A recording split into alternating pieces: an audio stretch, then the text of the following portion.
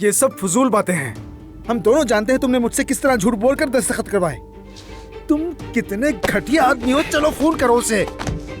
सफिया बेटी इधर आओ, ये लो, मुंह खोलो। अरे मुलाहत साहिबा, सुबह तुम दोनों को कैफे में देखा मैंने, और अब यहाँ मेहमत के साथ देख रहा हूँ। उमर वो मैं ऐसा तुमने फोन पर कहा था कि तुम अम्मी के साथ हो। आखिरी लम्हे तक उजान ये बातें याद रखना, ठीक है?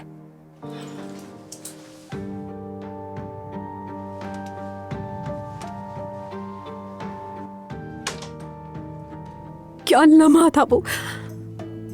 अच्छा बस नाज़ली, अब बस, जो करना है करो, मेरा कोई लेना देना नहीं है।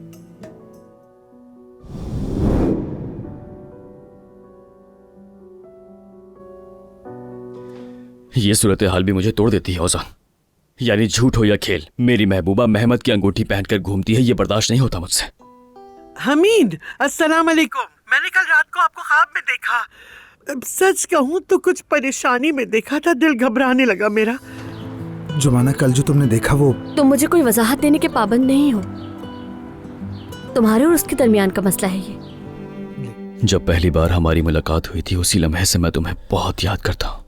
यानी 3 साल 8 महीने और 7 घंटे। कल तुम्हारे जाने के बाद यहाँ पे आया था, मैंने देखा उसे, साथ थे वो दोनों। कभी ना कहीं का